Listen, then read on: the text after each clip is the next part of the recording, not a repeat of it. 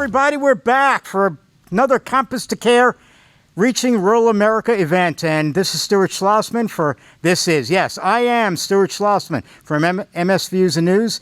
And we are back at our sound studio in Longwood, Florida. And we're doing these, we have the capability of doing these live programs from this place. We have a few fans. We have a few people in attendance out here tonight, and that's a great thing. All right, we have Jeff Siegel here tonight. He's a he's a MS exercise specialist, all right? And Jeff is going to be speaking first this evening. But I want to let you all know that we're doing a lot of these virtual events. Yes, you see me with a mask on because there are people around, and I just want to protect them from my droplets, all right? And we are trying to do as many virtual events as we can to benefit those in all of the United States, all right? Everybody from around the world that has multiple sclerosis can learn from these events. Yes, we're calling it a Reaching Rural America series, but the information can actually be used by anybody. But seriously, we do want those in rural America to be able to get benefit from these types of programs, which is why we do provide these. So with tonight's program, though, I just want everybody to understand and thank that we do have a sponsor. We have Novartis. Novartis is back in this series of programs beginning today, and then we will be doing other ones that they just sponsored. It'll be in, Chattanooga, Tennessee, Davis, California, and Dayton, Ohio, all right? Now, in this program today, we were supposed to be in Mooresville, North Carolina. But like I said, we're having to do everything virtually. We are in an unprecedented time, right? And so we're staying safe. We're doing this. We're still able to provide these programs. But we want to say to everybody in Mooresville, North Carolina, hey, we really hope we're going to see you next year, all right? Again, for tonight's program, let's thank Novartis. Yippee! Everybody say thank you. That's a great thing, all right? We're able to bring this program to you. All right, tonight's program, you saw the flyers. Okay, we were going to have Dr. Kramer speak first. We were going to have Jeff Siegel speak second. Right now, we switched that around because of timing involved with all of this. So Jeff is going to speak first. And then one of the reasons is he's got great information to give to you. And secondly, because we have so many questions that came in for Dr. Kramer that we wanted to give her additional time to speak, and so we figured that it would be better that she is speaking second. So, for tonight, Jeff Siegel. He's an MS exercise specialist and has worked with MS patients for 20 years. Jeffrey was once the recipient of a National Strength and Conditioning Association Personal Trainer of the Year Award. Jeff has written articles for numerous MS publications, such as Shape Magazine. He's the owner of Balance Personal Training since 2004. Jeff is also a national motivational and educational speaker and a graduate of Florida State University. All right, let's give Jeff a round of applause and say, yay, thank you for being here. Thanks, Jeff. Thanks, Stuart. So this journey's taken me about 20 years as far as the MS goes. Prior to that, actually more than 20 years, 21, 22 years. I'm just about to hit 22, I think. But before that, I was just an exercise guy, and that was it. Exercise for sport, exercise for fun, exercise to look good, exercise to feel good. And after being diagnosed with MS, I figured MS and exercise go hand in hand just like anything. Just like activities such as stuff you did as a child to activities you do as an adult. Walking places, taking a bike, riding, enjoying stuff with children, grandchildren, whomever. But in order to do more in life, you got to do more in life. And that's my goal. My goal is to get that to you guys, is to drive that home, is the more you do, the more you can do, and the more you can do, the easier it will be to do.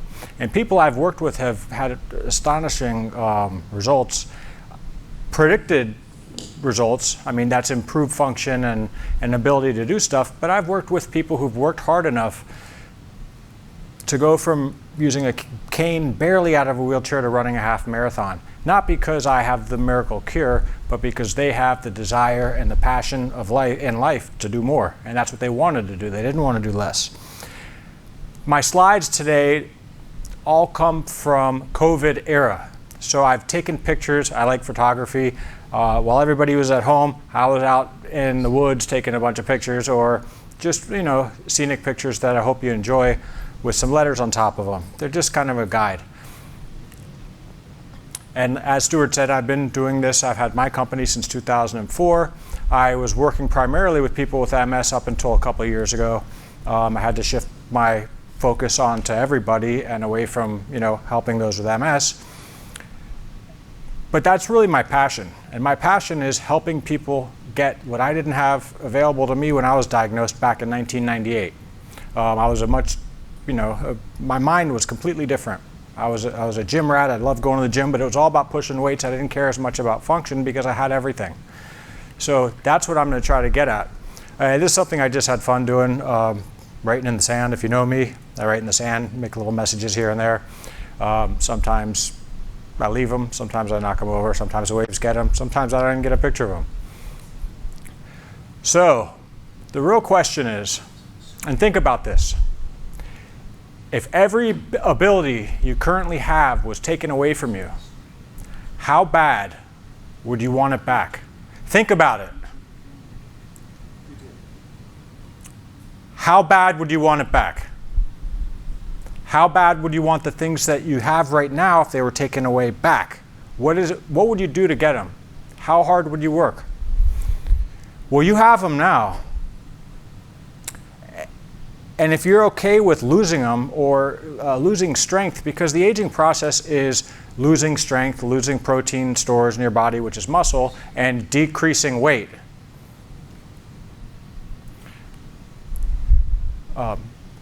So when you have nothing, everything more than that's just great.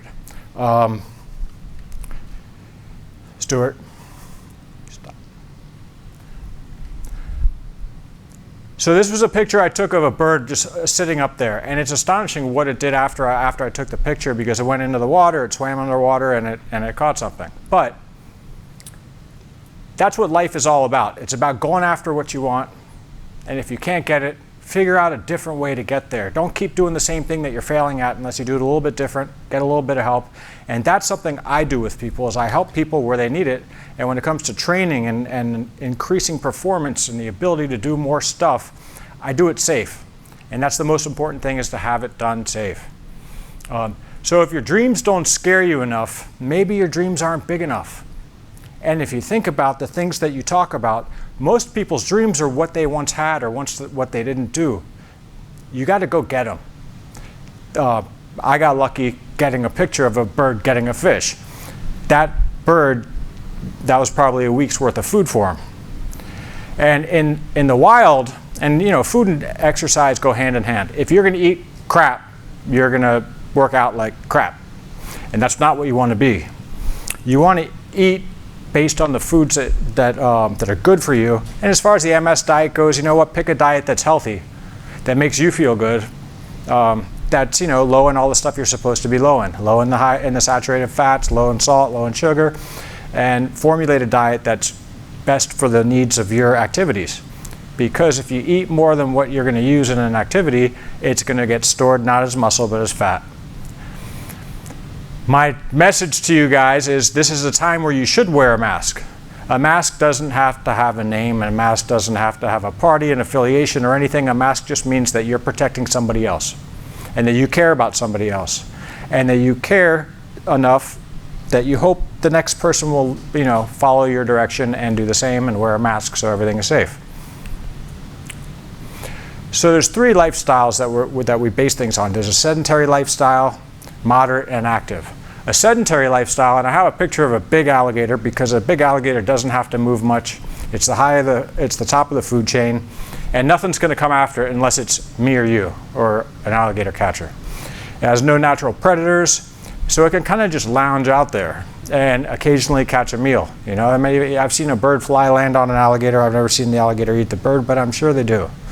And if not, you hear about plenty of arms getting bit by alligators. So a lifestyle that includes the physical activity of independent living. That's just basically, sedentary is not doing much other than getting up to get food, getting back down, going to the bathroom, coming back.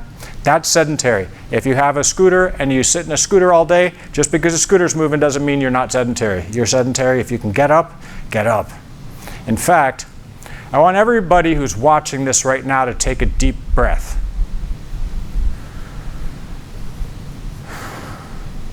How'd that feel? It should have felt like you were alive. That's my point. Because if you're able to take a deep breath, you're alive and it's up to you to live. Moderate activity. So that's a step up from sedentary, and that's a lifestyle that includes physical activity equivalent to walking about 1.5 to 3 miles a day at 3 to 4 miles per hour. And I'm going to let a little asterisk be there because, and I'll get back to that, in addition to a lifestyle that includes physical activity of independent living. So for somebody who doesn't have the ability to walk 3 to 4 miles per hour, but it gets their heart rate up, and their heart rate is up, and they're using large muscle groups, that's being active. And if that's as much as you can do, then you live an active lifestyle because it's based on your ability. These are general guidelines, as most things are. And I'm going to get into some more of that stuff when we get to the more fun part of the program. But an active lifestyle is basically doing a lot. It's physical activity equivalent to more than 3 miles a day of walking at 3 to 4 miles an hour, in addition to a lifestyle that includes physical activities of daily living. So that's somebody who's the person who goes to the gym, who's also playing in a basketball league, might play some tennis. Golf's okay, something along those lines. I'm not discounting yoga, but this is in motion. Yoga is great. I should have talked a little bit about it when I had you breathe, because it's a great thing to do. Just right now, yoga, make sure that you stay apart from each other because you're taking these deep breaths. And I'm also going to talk about gyms and COVID-19 for a little bit. Gyms and COVID-19, I don't go into gyms still. I still don't go into gyms because I'm a little bit worried about what the next person did before I got there.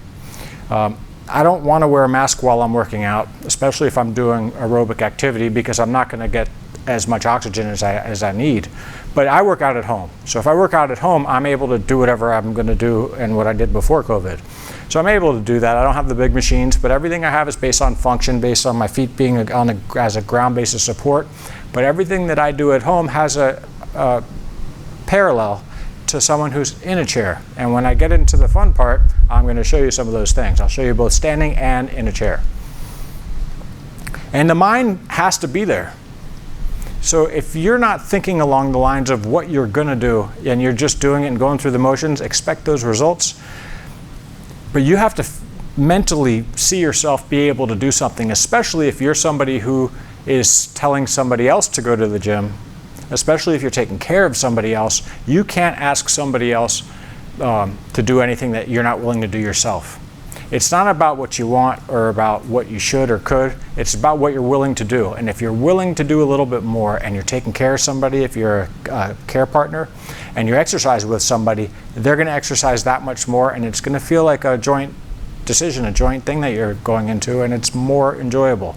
And you look forward to the next day. You can get competitive. You can do all kinds of stuff to stay active. That's the point. Movement. More movement equals what? More movement. So you pick something fun, you pick something that's safe, you pick something that's that you like to do, and you can make a sport of it. And I'm gonna, like I said, I'm gonna show you some examples of these things. But if you're likely to do it a little bit harder, a little bit stronger, a little bit faster, a little bit, with a little bit better stability. These are the things you're getting from exercise. So the benefits of exercise are improved fitness. Hey, that's what it's all about. You want to have improved fitness, improved abilities to perform your activities of daily living. So if you ever hear ADLs, those are activities of daily living. And for those to improve, that's doing stuff around the house. That's things that you do on a daily basis. And if you can do those easier, using less energy, getting more out of the day, that leaves you with more time later on to do whatever it is you want. You can get your show in, you can get this in, you can get that in, you can get that extra 20, 30 minutes of exercise in. It doesn't really matter. You get more time. Also, getting up in the morning. First off, you got to pick a time that's best for you. For me, first thing in the morning, 4:30, 5 o'clock in the morning, that's when I prefer to exercise, because when it's 5 o'clock in the afternoon and I'm beat, I'm exhausted. I mean, I'll tell you, I'm off of disease-modifying drugs right now. Not by choice, because because my insurance company decided to take my $1,000 a month and not give me my medicine, which I'm going to take care of after, when it gets to it, I got someone taking care of that. But I feel tired. I feel tired every day. I feel more tired than I've felt in years. And it's been just about a year now since I've been on a medicine. So this does work for me. On days that I don't do anything, by the end of the day, I really don't feel like doing anything. So lazy is a habit. It doesn't mean that, I mean, you could be lazy and do things, but when you start to be content with laziness, you've lost out. So reduce depression and anxiety. So depression and anxiety can also cause you fatigue and to be tired and do a little bit less or a lot less in life. And with exercise, you can get out of that funk. Reduced fatigue, reduced comorbidity. So if you have MS, you're not immune to heart disease, you're not immune to COVID, you're not immune to cancer, you're not immune to everything other than MS. You're not immune to any of that. You already got MS, so you don't have to worry about getting it again. And I have never heard of somebody having two kinds of MS at the same time. I don't know if it could happen or not. Didn't mean to throw that out there because now there's going to be a bunch of questions about two different types of MS at the same time. Move on. Increase strength. If you're exercising and you're not increasing your strength, you're doing something wrong, or at least not maintaining strength. And it doesn't mean that you have to lift the house. It just means that you have to lift a teeny bit more than last time. And don't be content. You know, you got to focus and you got to want it and you got to keep going and keep doing it. And I'll tell you, when it comes to exercise and building strength, the most important rep is the last rep, the one that you couldn't get completely done, which is why there's a profession out there, because without a spotter, that could be the difference between crushing yourself or not. I'm also going to get into a little bit of online exercise and my thoughts on that. There is a place for it. It's not the place that I'd like to stay, but safety reasons and all that, I don't do too much online. In fact, I do not do any exercise with people online unless I physically have got to do a chance to do an assessment with at least blood pressure and heart rate. That way I can see how the person's doing. Basically, if someone's heart rate and blood pressure is too high, it's not indicated to exercise. And before you start exercising, you should also have a note from your doctor. And your doctor should be in your team. That's part of it. And the person who you exercise with, keep notes. Give those notes to the doctor, because if your doctor is going on what they see in that 10 to 15 minute appointment that they get every year with you, they're not going to notice anything that you notice on a daily basis. So keep notes, keep track of it. Go on to MS Views and News website to the patient. There's the patient page that has all the different, you can print it out, fill out the stuff, give it to your doctor. It'll be a lot better for you and for him, because you won't say, wait, there's one more thing I was going to tell you. That's not going to happen. And that's the last thing a doctor wants to hear as you're walking out the door. Oh yeah, I forgot. I got a pad of paper in my pocket. I want to go over the 15 other things. Well, that's not going to work out too well. So save the story about your neighbor's dog for the end of the appointment, not the beginning.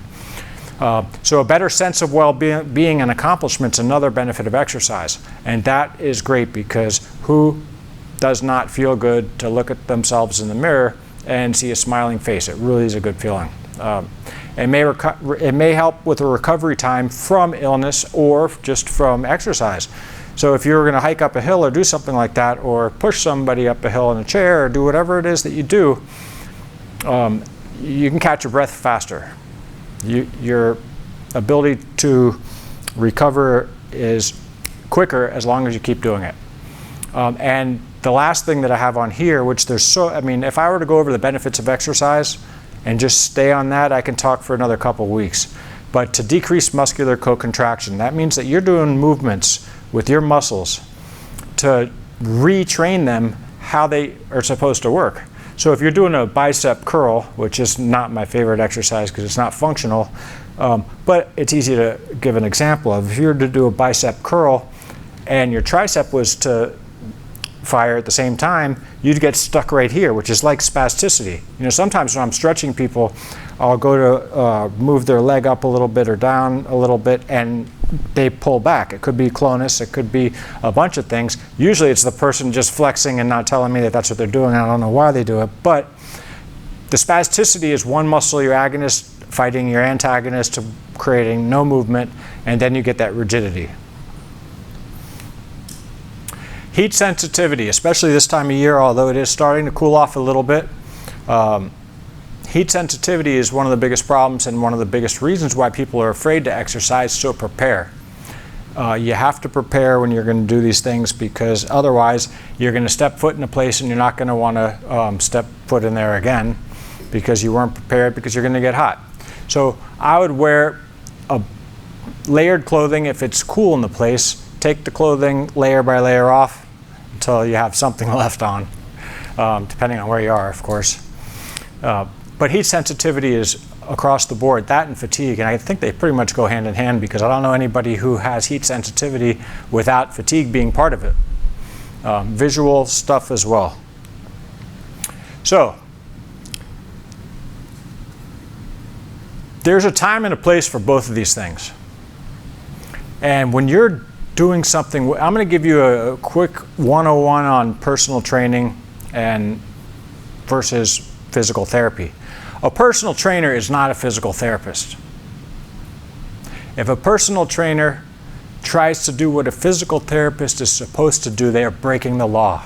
It's a criminal act in all 50 states. So if your personal trainer is your replacement for a physical therapist, you're getting gypped. It's not something that should happen. They're two complete different things. They're like night and day. And unfortunately, there's a lot of, and you know, physical therapists should have a PhD now. A personal trainer doesn't need a high school degree.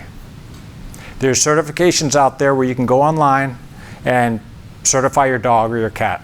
Then they're a certified personal trainer. And then there's personal trainers that have 10 years of education behind them, that have been working in the field.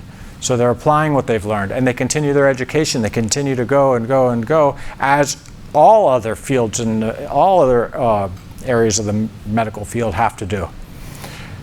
Some of these certifications don't allow, you don't have to even do continuing education.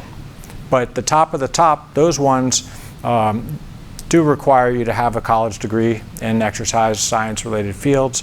And you know, the continuing education is a lot. I mean, you get 0.1 of 10 continuing education points per contact hour. So if you think about that, and you got to have 10 every couple of years, that's a lot. It's 100 hours of continuing education.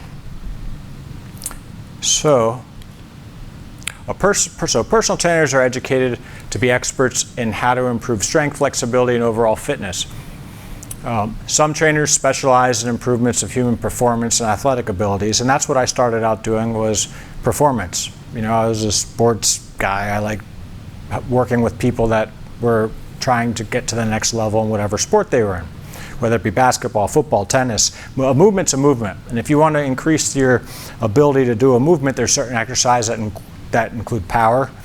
And again, the most important thing is the position that you're going to be in when you're doing stuff is how you should be when you're really trying to improve your performance in the gym, as long as it transfers out of the gym. So that, opposed to a physical therapist are experts in the evaluation and treatments of musculoskeletal injuries. Now that goes way beyond that. I wouldn't touch on too much of it because I'm not a physical therapist. I am a personal trainer, and my background is exercise physiology. So I just want that to be out there. I want everybody to know that personal trainers are not physical therapists, and vice versa, because a physical therapist does not have the education unless they went and did it towards that, just like a doctor is not educated in nutrition unless they choose to be educated in nutrition. And your stockbroker is not trained in exercise physiology, so you're not going to ask your stockbroker for exercise advice, just like you're not going to ask a politician for advice on something that has to do with science, or a banker about anything that's science-based. You know, pick and choose. If they're an expert in something, go to the expert. So one of the things that we don't think about too often is what I was speaking about earlier, calories in versus calories out. Guess what? You guys probably ate a lot more calories than you thought today. A lot more. Because if you've eaten what's on your plate and you finish what's on your plate, if you put it on your plate, you control that. If somebody else put it on your plate, that other person, the last thing they want to do is put too little on your plate. Because too little on your plate means you're mad. Personally, I'd rather just have a small plate, fill that up, and we got everything under control. But I like to eat a lot. And that means that being trim means you have to move a lot, whether it's from a seated position, a standing position, in the water, climbing rocks, whatever it is that you do. The calories that you put in your body determine how much energy you're going to be able to expend. And if you don't put enough, you wear yourself out. If you put too much in, it turns to fat. So watch what you eat. Don't count every calorie, but get an idea. How many calories are in what? You know, a soda has a lot more calories than an orange, obviously, but a soda's got 140 to 160 calories. I don't really drink soda. I drink, once in a blue moon I'll have a soda. Usually it's because someone put it in front of me and there wasn't any water to drink, but happens. So when it comes down to it, the question is, what's in it for me? I know what's in it for me when it comes to exercise. What's in it for you? If you saw all those benefits to exercise and you think that you're going to get those benefits by reading that, read it 1,000 times. Still isn't going to do it unless you read it while you're walking, while you're on a treadmill, if you read it while you're on the bike, while you're doing your workout routine. That's what's going to get you strong. That's what's going to make your ability better. That's what's going to make life more interesting, not just to live in, but to be around. Other people want to be around people that want to do stuff. And I've learned lessons. There's a value in what goes on in your life and what you do. And if you value your health, you take care of your health. You're not gonna cut costs and not spend a little bit because you don't want to do that when it comes to your health. You're not going to get a medicine and say, well, I want something that's a little bit cheaper than that if it means life or death. Well, if you don't exercise and you're sitting there in your deathbed and somebody came and said, had you just exercised, don't be that person. So that's going to do it for my slideshow. Now comes the fun part. I'm going to show you some things, including, let me put this over here. I'm going to start out in a seated position. And let's see, what am I going to use? All right, so in a seated position, you got chair yoga. If you can sit in a chair, you can do chair yoga. That's all it takes. That and being able to breathe and follow the instructors, what their routine is and what they think's best for you. Everybody has their own best. And you guys, if you wanted to find out what the best exercise is for you, I'm going to give that to you. I'm going to give you a bunch of exercises. I'm going to let you choose. Because if you choose one of them, that means you get to choose other ones. And if you choose more than one, that means you can even put one aside or two aside. But you have to do that first exercise. So sitting in a chair, if I'm sitting in a chair like this, I'd rather not be sitting with something against my back unless I need to. So now what I'm doing is my core is tight.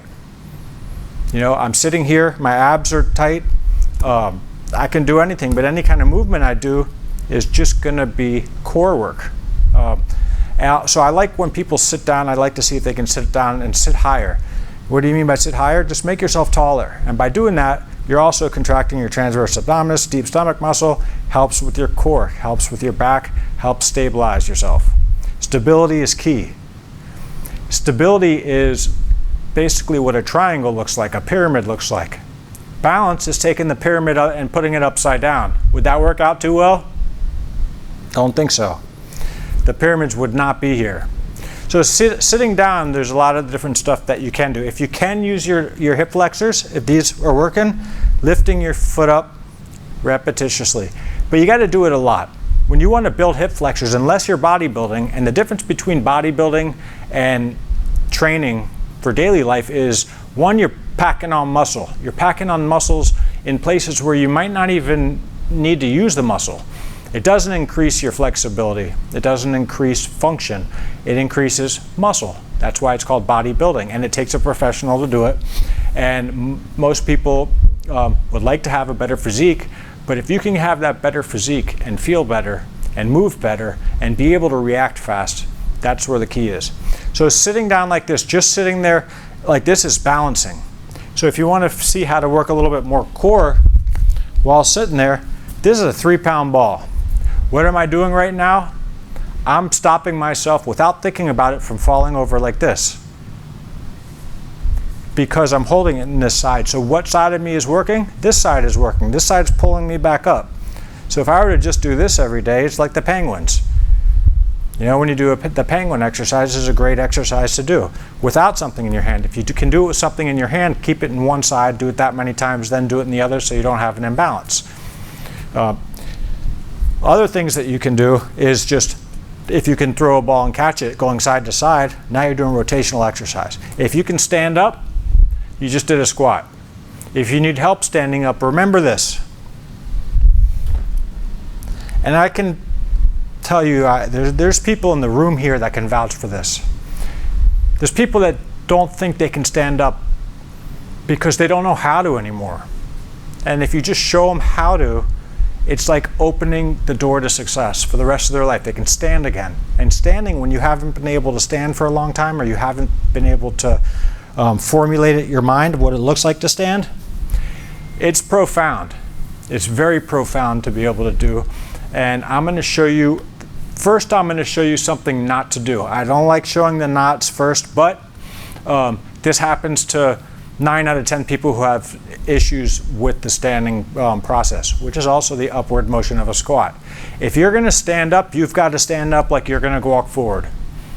You have to lean forward and get your butt off that seat and then extend your body. And you'll see how much easier it is than trying this, because I can tell you at least once a day I work with somebody that when I tell them to stand up, this is what I get. On the heels. And the reason for that is they know there's a chair behind them. Well, guess what? If that chair's not behind them and you're practicing falling backwards, you're practicing dying. Because if you land on the back of your head, you're going to go blind. Or you're going to die. Or you're going to have some serious brain damage. And brain damage is not good. But standing up is okay to use your hands to push off. But if you are going to use your hands, don't do this. Don't do it from here, because you're basically pushing yourself back down. Use your knees as a prop. If you can do that without using your hands, try putting your hands in front of you to keep your weight distribution even. If your weight's further forward, it's okay, because if it is, then you take a step. If you can't, then you have something to grab onto. And it should look like this. And watch my forward lean. I got up out of the chair first. And that's the same thing as standing up from a higher seat. That's a modified squat. So if you can't do a squat and you just go up and down from right there, putting your hands in front of you would help with offsetting balance. Now you're doing modified squats. So that doesn't mean you can't do a squat. It just means you modify it, and then you go a little bit lower and a little bit lower. Some of the other things that you can work on while doing stands, and I'm going to get into a deeper squat soon, is if you stand up and you notice that this is happening, then you may want to practice with something around your leg. I'm just going to use this. This is a pretty heavy band. So the reason for your knees coming in are either weak abductors or weak external rotators. So if you stand with this around your knees, that was even easier because I generated more power by forcing my knees to be where they should be. And if it's the opposite, and if your knees go outward, it's a hip issue, not a knee issue. Then you can use something like this to hold it together, up and down. And if you do that enough, you're basically getting squats in. A regular squat, which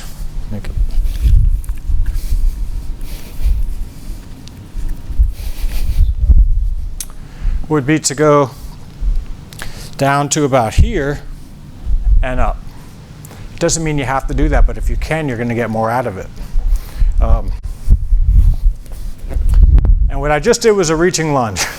I wasn't going to show you that yet, but I'm going to start out what I'm doing in a chair first.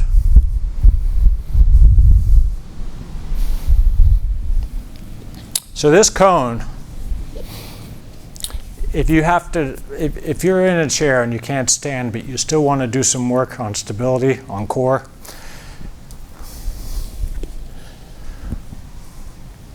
what I'm doing right now is I'm working my lower back, some glutes, and my arms, my shoulders. If you can do it with one arm only,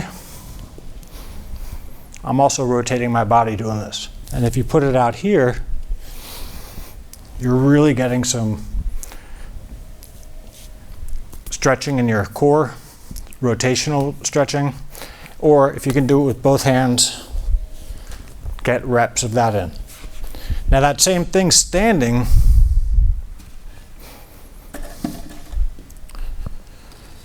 will look like this, as just a reach with two hands. And if you notice, my shoulders aren't going past my feet. If they do, bring it closer. Your back's in jeopardy. You don't want your shoulders going too far forward, or you're hanging on ligaments. So that movement there, a reach, a deadlift, a lunge, you're doing hip extension. It works what you're sitting on most of the day. This is a reaching lunge. So a reaching lunge would be a step with, it's a contralateral because I'm reaching across my body and back. If you can do it with both hands, or both hands and then a press. And you can increase the weight as you go. Then comes the lateral lunge. And I try to talk about these often. Now it's the same thing as in the chair.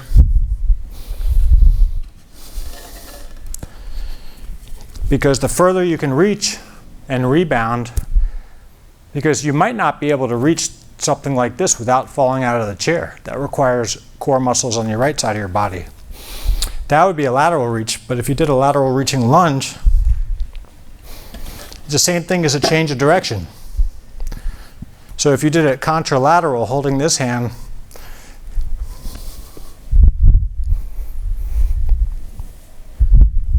and that's building my glutes, but it's also it's helping me decelerate. Same thing with the anterior lunge or reaching lunge. If you can do this, you can also change direction fast. And if you do it to the side, you can change direction fast. And you can work on your stability. Or you can do it with your feet closer together or on one foot. And believe me, if you were to stand on one foot, if you're able to, and you did it for 2 or 3 seconds, do it again, until finally you find that spot, what you just did is practiced. And that's been told to you since you were a child. Practice does work. And if you don't practice and something happens, well, it's luck. So,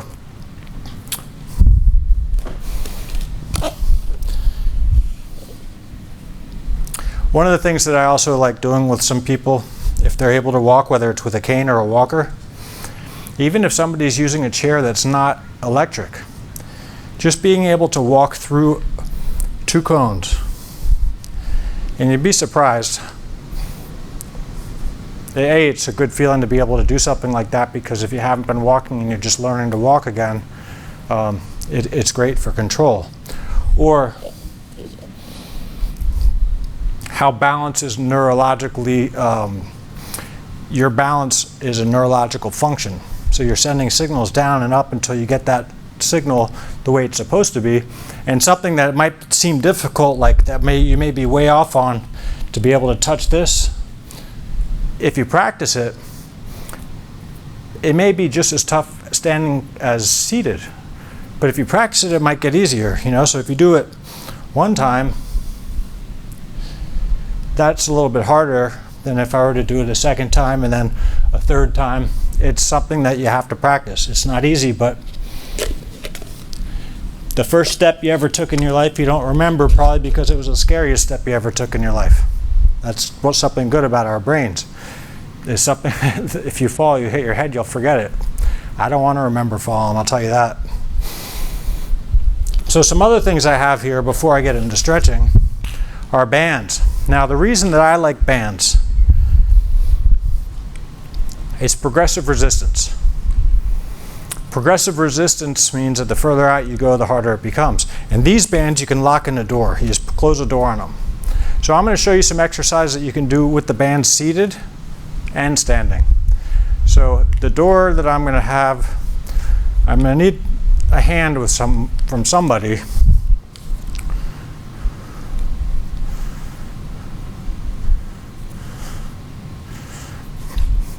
Bill, come here.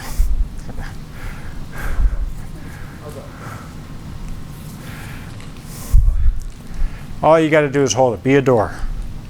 Okay, and if you pull real hard, I'll pull real hard back. Okay, so doing a row in the standing position is just, in a ready position. So what I'm doing right now is I'm stretching my chest muscles and my back muscles are contracting. And if you do alternating, then you're basically working on rotational movement without rotation, or if you were to just do one by itself. Now I want to show you guys something. Stuart, come here. Come on, audience. All right, so let's say Stuart, I'm going to have you sit down to show them this.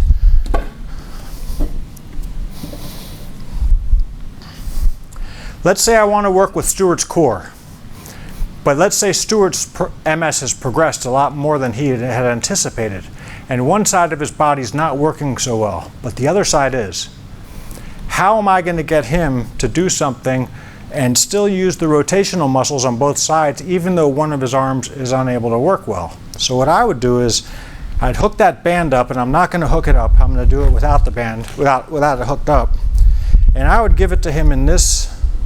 So let's see. Is that your better arm? So straighten your arm out. Now let me see this arm. Now hold still. Now pull that band. There. So now he's got even pressure in both arms, but this arm's the only one that can work. So by holding this here, okay, you can stop. He's doing it as if he was doing both sides. Can you feel that your body's staying stable? You weren't moving around. If that arm wasn't doing anything, you all right? You could see me moving around. I wasn't moving around. Yeah, so it was good. I mean, and it helped. So he's able to do that in a chair. So if he was doing something else with the bands, rowing, he can do that in a chair too. So let's see. Let's show one arm. Just do it with one arm. So let's say both his arms both work very well. I don't want him to pull me over. So I'm just going to do it with one arm. So pull with that arm. So what he's doing right now, put that other arm out and pull. So he's preventing his body from pulling himself back by this side of his body's core. Okay, you can stop. You're pulling pretty hard there. So what I like to do is keep things balanced. Left and right, top and bottom, everything should have some kind of balance to it. And if you can't, find a way then. Have we? Okay, so there's a lot of information I didn't cover today, which is great because that means next time I will start from where I left off and we can get into doing a little bit more and learning more about it. And from the questions I can formulate the way I'm going to do the next talk. So I'm going to let Q&A start now since we ran a little bit over time. And in the Q&A, I want you guys to know that if you have questions, and you want me to show you something, I'm able to do that during Q&A. Okay, so what's going to happen here is that I have lots and lots of questions, all right? So we're going to try to go through these as quick as we can because there's just too many here. All right, first one is, I've been doing MS Gym with Trevor Wicken and have success with the MS physical exercise to combat MS symptoms. Have you researched this, and how does this and help with your exercise programs? Well, I actually tell people that they should use that. I was working with someone today that has used the MS Gym. It doesn't replace having somebody with you.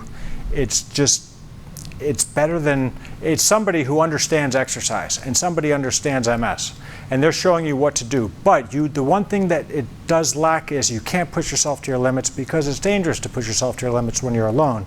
So going back to what I was saying, I think it's a phenomenal concept. It's a great thing to have. You got well-educated people teaching people to do things correctly, but you can't get that last rep in safely. That's the only thing you're missing. But if it's an alternative to doing absolutely nothing, it's 100% better.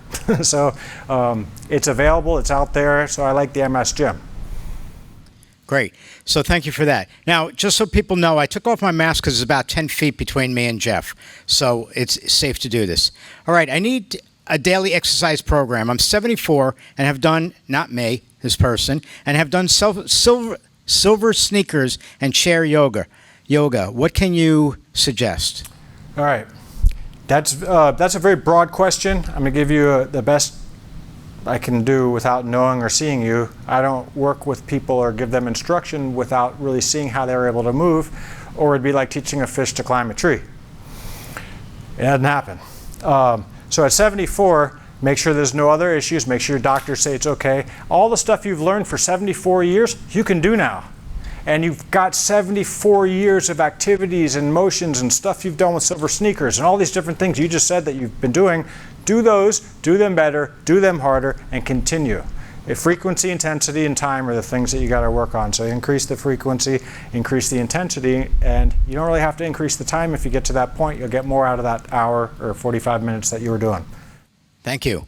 So people are writing about rural areas, non-rural areas, and it really doesn't make a difference, right? It doesn't matter if you have 4 walls and they're 6 feet apart from each other. Right. So question in general then is, what can I do to maintain my balance when moderately exercising? Okay, everything I just showed you in the chair. Stuff in the chair if you can't stand up. If you stand up, this is the ready position. Every sport's got it, with the exception of what? That's not a sport, whatever you were thinking. I don't at least call it a sport. Even darts. Regular setup position, a ready position. So you got to be able to stand in the ready position. If you can't do this, then you can't work on balance. The closer your feet are together, the more balance you have to use. The more you stagger it, now you have lateral instability versus anterior and posterior instability, which you can do on your toes, or what I was showing you with that cone. If you really want to work on balance, which I'm not a great fan of balance, just by standing on one foot. It's a great thing to be able to do if you ever get stuck on a dock or something, or on the lamp post or something, or at a doctor's office. But you can try to do that with something even like a chair. Something like that. Or if you can't do it like that, just do it here. Then try to bring your foot back here and then there. But working on balance is basically working on getting your feet closer together and this and this. If you really want to master balance, do the field sobriety test. That's what they're looking for. Thank you. Just want everybody to know, and I'm not taking anything away from Jeff, Dr. Kramer will be coming on in a few minutes. We know that. She knows that. When we're finished with questions, we'll get to see Dr. Kramer. Okay? Just keeping you informed. So the next question is, I wonder how exercise might assist with weight loss. I have PPMS, and I'm going through menopause. Again, this is not me, everybody. Got it? Good joke. All right. Fatigue is unbearable, and I'm lying down a lot. Hormones have made my MS heat sensitivity worse, and weight gain is a real factor. What are your ideas for weight loss, exercise, and diet? Get rid of the excuses and barriers. All I hear is I can't do something because of this, and this isn't working because of that, and this isn't working because of this, and this doesn't work because of that, and you can go on forever with that. I want to know what you can do. You know what you can do. If you know what you can do and you're not doing it, that's what you're going to lose the fat with. Resistance exercise is key to fat loss because it's metabolic. What you're doing is you're increasing the amount of muscle you have, and while doing so, it takes calories just to maintain muscle. So the more muscle you have, the less fat you're going to have, but you can't use that as an excuse not to eat healthy. Diet, exercise, mind, body, all comes together, and you can do all that stuff. You're not the only person who's 74 years old with menopause and primary progressive MS. In fact, I saw another one this morning. And she's very trim, and she does everything she possibly can, and if it's limited to just doing this, she would just do this. But if you do this all day, you're going to burn a lot of calories. So movement is key. The more you do, the more you can do, and the more you'll want to do, and the more people want to do it with you. Great, thank you. So the next one is, please describe stretching issues and how to resolve foot cramps. Okay, foot cramps. It's a good question. There's a lot of answers. Foot cramps don't mean it's a thing from MS. So you want to eliminate whatever it could possibly be. If you want to just eliminate the cramp, that's great. Your cramp's going to be, I'll show you how to get rid of the cramp in your foot real quick, but it's going to come right back because if you're not balanced and your diet and your nutrition is off and you're lacking electrolytes or you're not hydrated, the first thing I tell people is drink more water, drink less alcohol. Those are things that help cramping. But if you have a foot cramp, I like to tell people to keep something like this, a strap. It's the same thing like keeping a towel in your bed. If you can get this around your foot, and I know it's not an easy thing to do, but you get a foot cramp, just pull it towards you. The last thing you want to do is curl that foot or bend the knee. So while you're pulling that towards you, that's going to get the cramp out. If you can just straighten your leg, that's going to help. Massaging your calf area, putting a tennis ball on the ground first thing in the morning and rolling it forward and back. That could decrease your likeliness to have a cramp throughout the day. But if you did it a few times, that's where your kinetic chain starts. It goes all the way up to the top and all the way back down. So if you start down there, that can even help reduce lower back spasticity or cramping because you're starting at the bottom. Great, thank you. What precautions do you have for people that walk with foot drop and when the foot drop might be turned into club foot? The precautions are everything that's in front of you. I mean, if you have drop foot, you need to learn how to walk and do a better job of clearing things with the foot that's dropping. That's something a physical therapist can teach you. And if you have a trainer, if you have somebody that's working for you outside of the physical therapy setting, they can take that and take the exercises and things that the therapist is working with, so you work hand in hand with the person, and that will help with the foot drop. I'm not going to show somebody how to properly lift your leg and do the gait because it's outside of my scope of practice.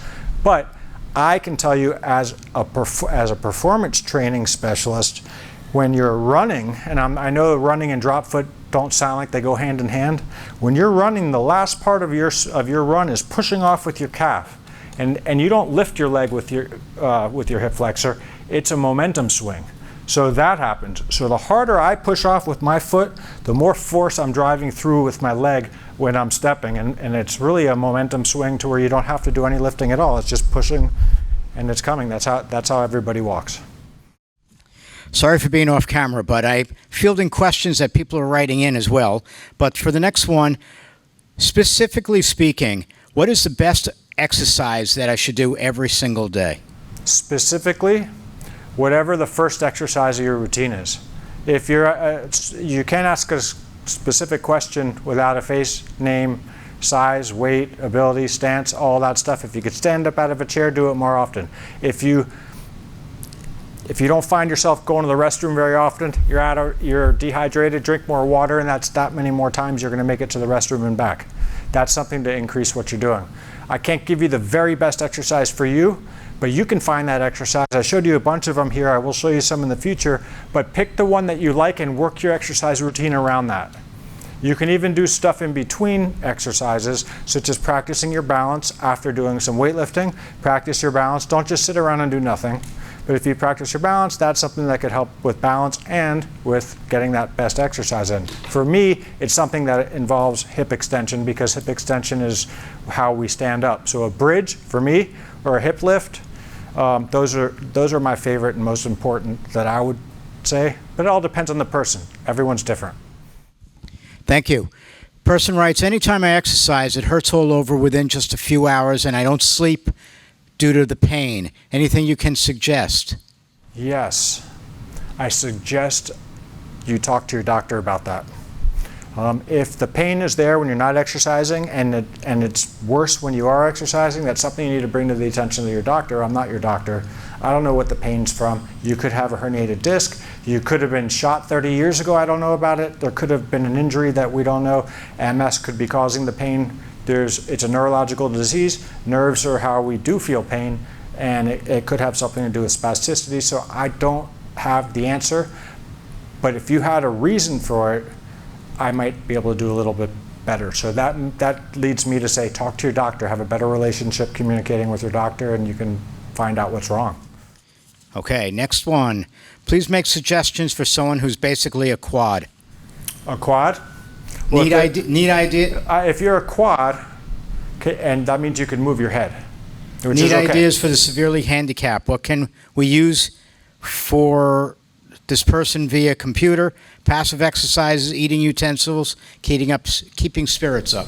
All right, that's occupational therapy 101, and I'm not an occupational therapist, so I can't tell you exactly what to do when it comes to occupational therapy. But if you can move a little bit, which it sounds like it from the question, because there's questions about like what can you do if you're doing a little bit or even eating, that's something that if this is the motion to eat, practice it. But remember, you have to be able to lift your elbow up if you want to get your hand out. If you're a quad and you can't do anything but move your head, then find something to hit your head with that's soft, like a balloon or this. I have a balloon over here somewhere. Did I bring the balloon in? No. Well, balloons are great for that type of stuff. And what I had somebody do at a program that I once did was I hit the balloon to them, and I told them all they have to do is hit it with anything. And they said, I can't move. I said, well, you're moving your head, you're shaking your head. So they hit the balloon with their head. If that's all you can do, then that's all you can do, and that's what you got to work on doing better, because you have the ability to move your head, and I can't tell you to move your arms if you can't move them. Thank you. Next one. What is the best way to handle heat-related numbness during exercise? Prevention. Get ready for the heat. Get a cooling vest. Get an ice pack. Get a water that's get a towel that's covered in water. Stick it in the freezer, and you've got a portable, quick, cheap cooling vest. Put that around your neck when you're exercising. If you know what the amount of exercise is that causes that to happen, skate the edge of it, but don't cross the edge. Learn your limits. Learn your limits with your cooling device, whatever it is. And you may want to do some aquatic exercise. Aquatic exercise is great. You have less heat and your body stays cooler. Just remember you have to get out of the pool too. So, and stay hydrated. People forget to drink a lot when they're in the water. Thank you. So, next one. What is the best way to motivate a person who is unmotivated to do exercise and to get into an exercise routine? It's the same way you can get anybody to do anything that they're not doing. Positive reinforcement, reward. If a person is not exercising, if you can find something, whatever it is, that shows them that they can do it and they believe in themselves, they will do more with better self-belief. And if you can convince somebody that they're able to do something and then they actually do it, then you can show them something a little bit more so and a little bit more so. And I'll tell you this, and I'm not kidding around, people that know me know that I'm a joker and it's all fun and games sometimes, but there was a time that I was that person, that I could not get out of a chair. I couldn't see what was in front of me. All I knew was how far the floor was for me because I constantly made my way to the ground. And every time I got on the ground, I got back up somehow, some way. So for me, it was getting to that next step, where hitting the ground wasn't just about crawling up into a seat, it was about actually crawling and then realizing, wow, if I can crawl, maybe I can do a little bit more. So what I did was I crawled a little bit faster. And then I tried crawling a little bit different, and I tried doing backward crawls. And eventually when I got back up, slowly I was able to do more and I was able to walk and my cadence was back, but it all came from crawling. And the phenomenal thing is, these programs, we hear so many stories like this. I can tell you Arthur's story. Arthur came to MS Views and News Symposium. I used to do presentations at the symposiums, and this was when I wasn't doing a presentation at, but I was at the, I had a booth, and somebody he was working with at Jackson Memorial Hospital sent him up to see me, to talk to me. He came up to me, he said, I've got primary progressive MS, and I can't walk, and I can't do this, and I can't do that, and this person told me they were a specialist. What would you do? I got on the ground and I crawled. And you know what, it brings a tear to my eye every time he tells me the story, because he's walking now. He's walking now. He tells me it's because of what I showed him that day. He had the ability to go to the symposium. He met me and we did stuff. I just worked with him for 2 minutes, but I gave him permission. I gave him hope, and he took it and he went with it. And now he's an inspiration to me. So thanks, Arthur, for coming and doing that and spreading the word and telling everybody what's out there that's offered to him. Great, thank you. All right, so next, by the way, I've been combining some of these questions because there's just too many that are similar, so we were able to do this. All right, so next one, combining another one. So people want to know, the best special exercise that you could do from home for free, and so that way they're home during the pandemic, what's best way for them to do this? All right, if you want free, then you got your arms and your legs to work with. If you can move, you got a free exercise program and yourself as your partner. It's having the desire to do it. If you want it bad enough, you're going to do it. If you want it bad enough at home, it's free to do at home. And whatever you do, try to work on speed. Try to work on speed while being safe. So what I say is, get a stopwatch, get your phone, get the timer on the phone, clock yourself, see how long it takes, whether you're in a chair, a walker, or just walking, to get from point A to point B and back. Time it. Do some exercise. Do the stuff that I showed you here. I'm going to do more of a demonstrative thing so you can get a routine going, and you've seen some of these other ones. But the more you do, clock yourself again. And if you beat the time, reward yourself. Not with a pizza, not with a cake, but reward yourself. Put something that you really want that's going to make you better, and now you're going to pay for it. And now this free exercise stuff becomes something that you may want to invest in something just for the reward side of it. But the best reward you can get is being able to do more. Fabulous. Thank you. Next, we only have 2 questions remaining. So the next one is, I'm interested in specific exercises to aid in hip flexor strength and specific exercises to aid in walking. What can you tell me? Well, walking, the best thing to do for walking is walk. Problem with hip flexors is when you have the transmission that your nerve sends a signal to your hip flexor and back, if it's not working right and you can't lift your leg up, hip flexors are pretty aerobic muscles. Your hip flexors are responsible for long movements over a long period of time. So if you want strong hip flexors, it's not going to transfer. Everything has to be related to what you're going to do. So to get strong hip flexors, you can do the weighted hip flexor lift, put something on your leg. I don't like ankle weights, but if you were to do that tri machine that they have, or just having something on your leg and lifting it, but that's going to create more of a power or strength, not as much of the endurance. What you want is the endurance. So to practice for your hips, march. Doing stuff like that, or using, these aren't going to help your hip flexors as much, but they can help stretch your hip flexors. So if you can get something like this and go all the way back into a seated position, raise your hands up, I'm getting a real, you can knock on my hip flexors there. So if it might be something to do with having tightness, but find out why your hip flexors aren't working. Hip flexors should not tire out before your feet. Okay, the last question. Person wants to know how they see more of you. It's going to cost a lot. Want to know how they can contact you and see more of you. You can find me. I can give you my email address out there is jeffbpt@me.com. jeffbpt@me.com, or you can find me on Facebook. You can find me on Instagram, Jeff A. Siegel, @Jeff A. Siegel. That's where you'll find out when I'm doing an MS Views and News presentation. I will post it on there, so you can look on there and see it there. So those are ways that you can contact me. They all have messaging. They all have, obviously email has messaging, but feel free to contact me, give me your concerns, your questions, and I'll do my best to answer them. And before I say thank you to Jeff, I just want to let everybody know that Jeff has done a lot of programs with us over the years that have been video recorded. And if you go to the MS Views and News YouTube channel, you could just type in his name and click enter, and all the different exercise videos that he's done with us will then appear for you to rotate from program to program. He may have done something similarly at some of the programs, but definitely you will find things that are different over the course of everything he has done. So now going forward, I do want to thank Jeff for getting up here to Longwood today and for doing all this. I know it was time consuming to drive all the way up, but I know that he provided something for all of you, and we will definitely be using Jeff more in the future, and you will be able to see more of him as he creates his own booklet of information that he's going to have for everybody that I'm going to help him to get sponsored. Okay? So we're going to get this all put together.